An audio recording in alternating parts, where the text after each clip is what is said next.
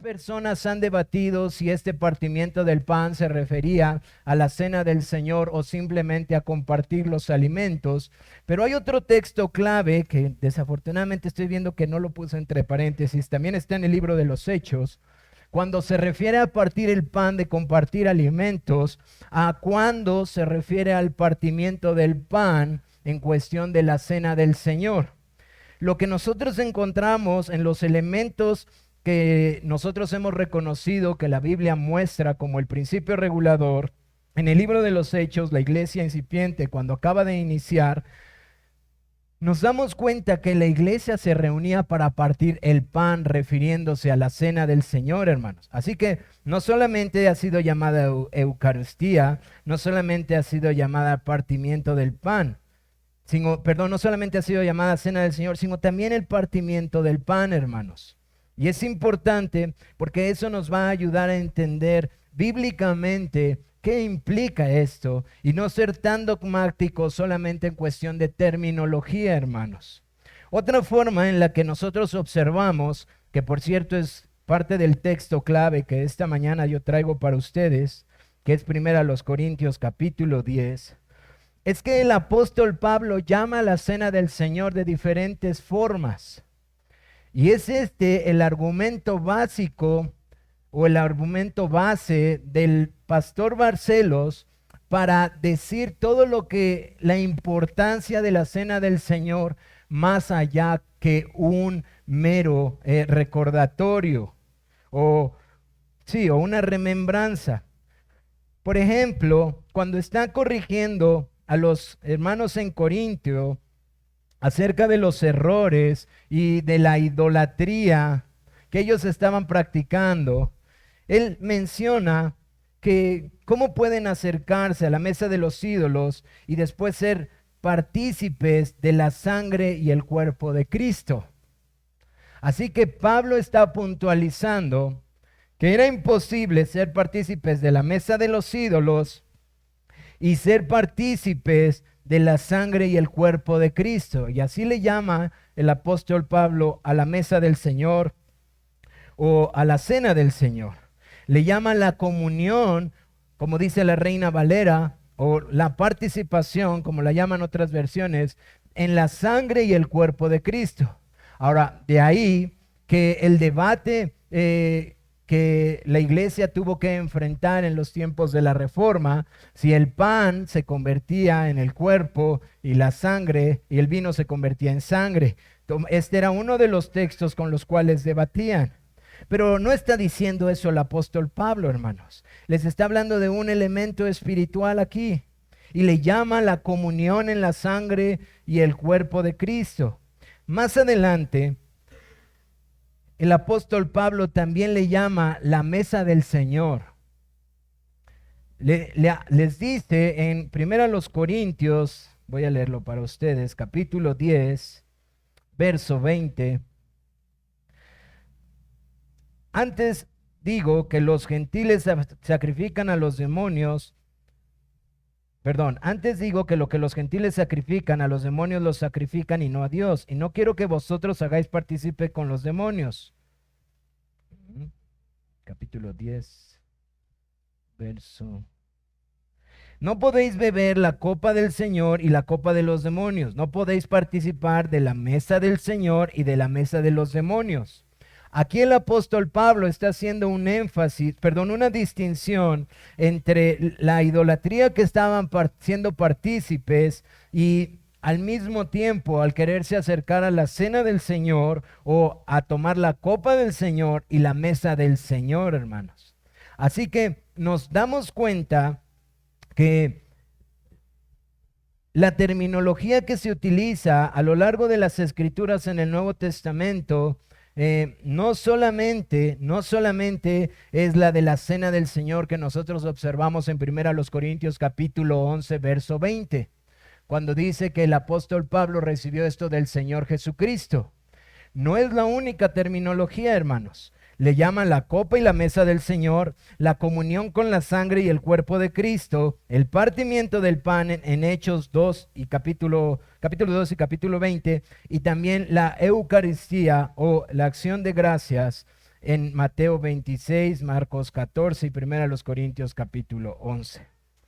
Esto, hermanos, es como lo encontramos en las Escrituras y lo que nos da luz acerca de qué es los textos que nos hablan con respecto a la mesa del Señor o la cena del Señor.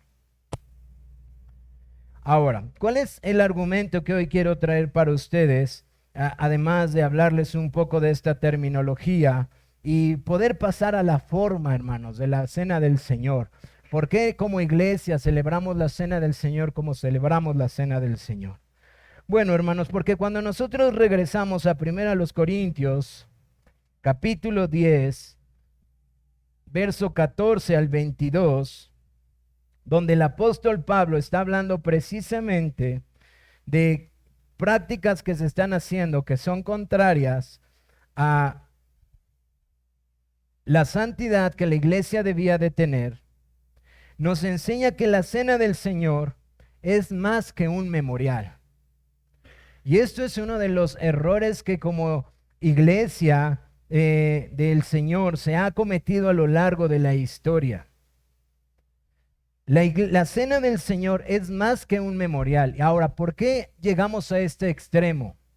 Porque después de la Reforma, cuando Lutero y los reformadores están debatiendo contra la Iglesia Católica Romana y la forma en la que ellos practicaban la Eucaristía, ellos decían que el pan se convertía en el cuerpo de Cristo y que el vino se convertía en la sangre del Señor. Y entonces la iglesia, al reprobar esto, que es contrario a las Escrituras, a lo que dice el autor de Hebreos, de tener que sacrificar muchas veces a Cristo, la iglesia se va al otro extremo. Y la iglesia deja de considerar la esencia espiritual de este medio de gracia que Dios ha dado a la iglesia, y simplemente por guardar el corazón de esta forma errónea e idólatra de tomar la Eucaristía o la cena del Señor, considera que es únicamente un memorial. Pero hermanos, la cena del Señor, según observamos en base a algunos de los textos que ya hemos leído, es más que un memorial, hermanos. Es un medio de gracia. Y no solamente es un medio de gracia, hermanos. Si continuamos nuestra lectura de Corintios 10, 1 Corintios 10, y después nos movemos a 1 Corintios capítulo 11, nos damos cuenta que también es un mandato del Señor. Así que nos damos cuenta que la cena del Señor es más que simplemente un recordatorio de la muerte de nuestro Señor. Es verdad. Eso es parte esencial, pero no es lo único, hermanos. Por eso, hemos hablado de estas formas en las que la cena del Señor debe de ser llevada a cabo. Por ejemplo, no voy a adentrar mucho, pero ya hemos hablado que la cena del Señor, o la mesa del Señor, como también es llamada, debe de ser pública y debe de ser visible. Es decir, el Señor estableció este mandato, no hacerlo de manera oculta. Tampoco, hermanos, debe de hacerse de manera individual. Mucho menos debe de hacerse fuera del contexto congregacional de una iglesia.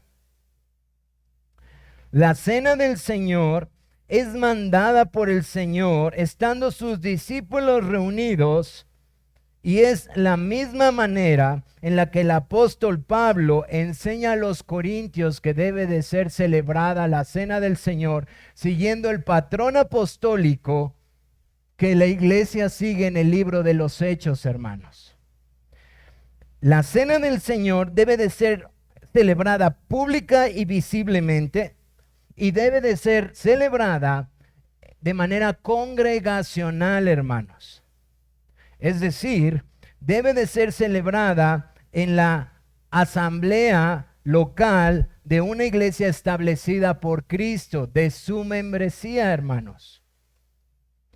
Y esto es lo que observamos en Mateo capítulo 26, Marcos 14, Lucas 22 y 1 Corintios capítulo 11, Hechos capítulo 2 y Hechos capítulo 20. Ahora, hermanos, eso ya hemos hablado un poco y quiero hablar de otros aspectos de la forma. ¿Por qué decimos que es más que un mero recordatorio? ¿Por qué decimos que es más que un mero recordatorio? El argumento del apóstol Pablo en capítulo 10, en donde está corrigiendo esta práctica de estar comiendo a los ídolos, de estar comiendo carne ofrecida a los ídolos y de celebrar la cena del Señor y no entender y distinguir entre una y otra, nos deja ver que cuando nosotros nos acercamos a la mesa del Señor, como dice en 1 Corintios, capítulo 10, verso 15 en adelante, dice, como a sensatos os hablo, juzgad vosotros lo que digo. La copa de bendición que bendecimos no es la comunión de Cristo. El pan que partimos no es la comunión del cuerpo de Cristo.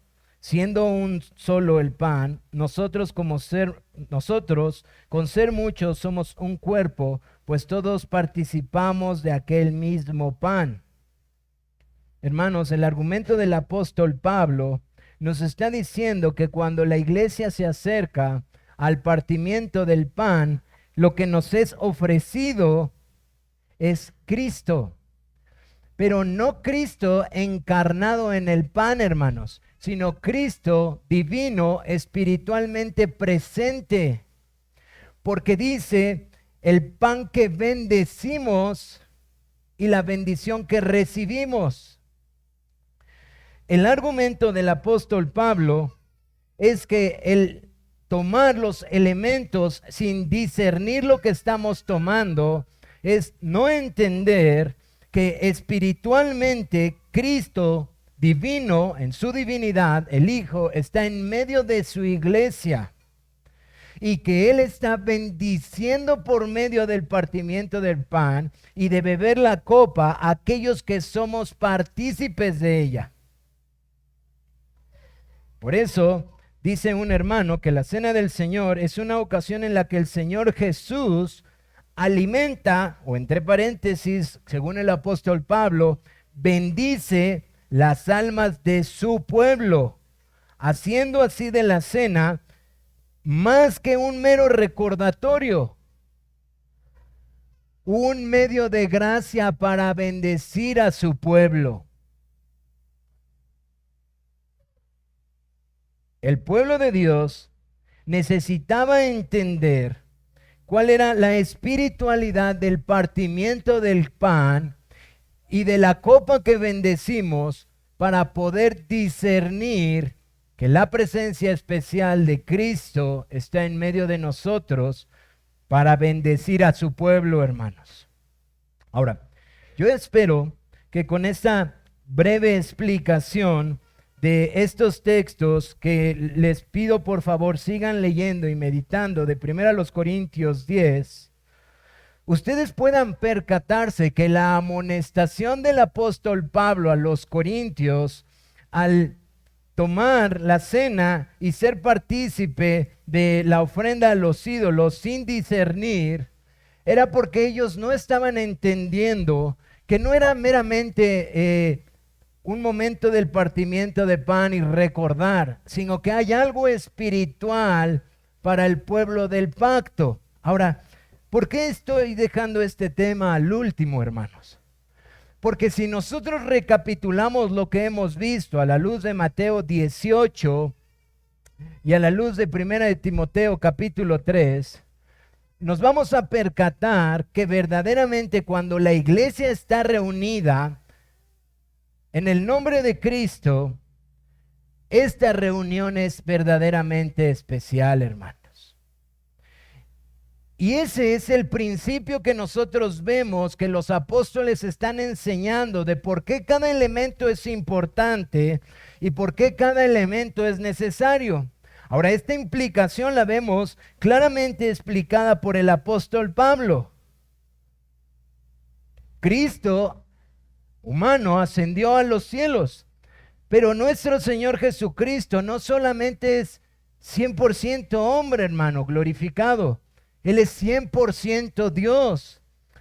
Y Pablo está diciendo que cuando se toma el pan y se bebe la copa, Cristo en su presencia especial está alimentando o bendiciendo espiritualmente a su pueblo. Por lo tanto, nosotros podemos darnos cuenta que el tomar la cena del Señor no es únicamente un recordatorio, como después lo vemos en capítulo 11. Es más que un recordatorio. Es un elemento indispensable de la adoración a nuestro Dios por medio de Jesucristo, en el cual Cristo se ofrece a sí mismo para bendecir espiritualmente a su pueblo. Considerando esto, nosotros deberíamos de interpretar el texto de 1 Corintios capítulo 11 y no hacerlo de manera independiente, hermanos.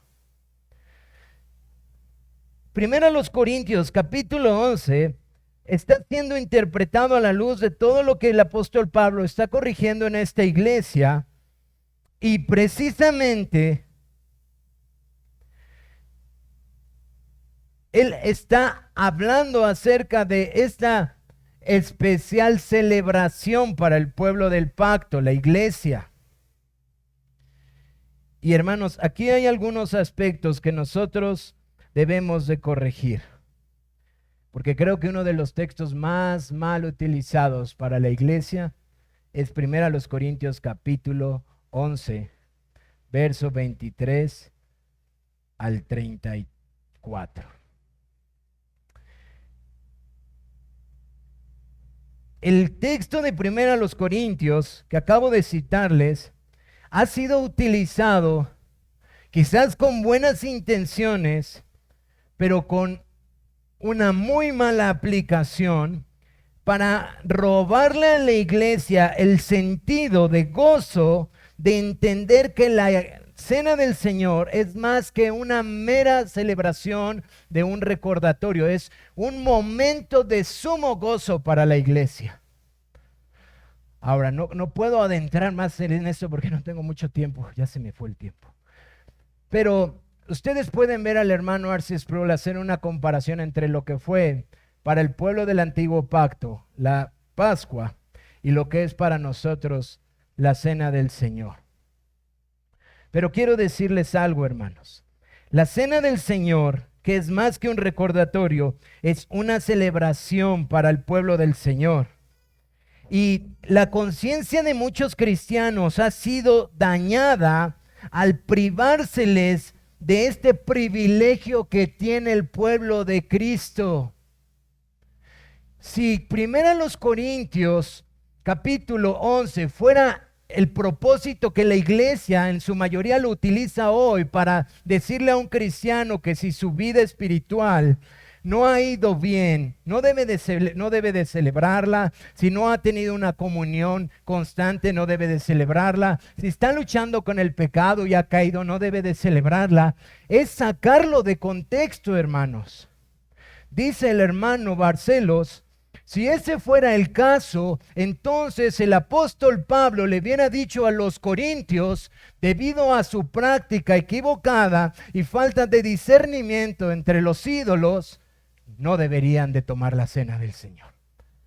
Pero son animados a discernir lo que está pasando y a considerar con seriedad y con gozo lo que ha de acontecer para que el cristiano sea alimentado por su Señor, hermanos. ¿Qué quiero decir con esto? Que el contexto general de 1 Corintios nos dice qué es lo que está pasando. Hay idolatría, hay grandes divisiones. Y Pablo les está diciendo que no tomen la cena del Señor si las divisiones están ocurriendo en medio de ellos, si ellos siguen sin discernir que estamos siendo bendecidos por Cristo mismo, si hay este menosprecio del Cristo crucificado y resucitado. Pero hermanos, la cena del Señor es una celebración para creyentes débiles que luchan constantemente y constantemente caen. Y ese es el ejemplo de 1 Corintios. Es una ordenanza que Dios dio. Por eso les dije, es más que un mero recordatorio, hermano. Ha sido tan edificante estudiar esto. No es solo un recordatorio. Es más que un recordatorio, pero ahora considera que nuestro Señor nos ha ordenado a celebrar con gozo que nuestros pecados han sido perdonados. Considera el privilegio de ser bendecido por Cristo y que Él te ordene a ser bendecido por Él. Es una celebración en donde el creyente debe de estar lleno de gozo y esperanza, no de vergüenza y cabizbajo, porque Cristo triunfó sobre el pecado y en la cruz, y porque el creyente ha tenido victoria por el Cristo glorificado. Pero la iglesia al día de hoy mayormente se acerca con vergüenza y con temor y con dolor a la cena del Señor, como si la iglesia hubiera ganado algo que Cristo ganó para ella. Y la iglesia debe de recordar que al acercarse a la cena del Señor, estamos gozosos y celebrando, no nuestra victoria, hermanos, la victoria de nuestro Señor Jesucristo, que nos mandó a hacer esto todas las veces que nos reunamos.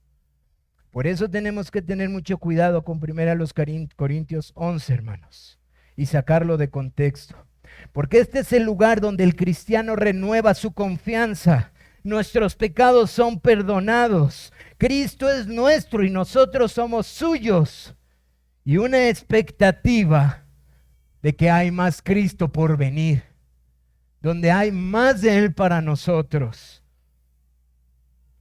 Y se me acabó el tiempo. No voy a alcanzar a concluir todo lo que tenía para ustedes, hermanos.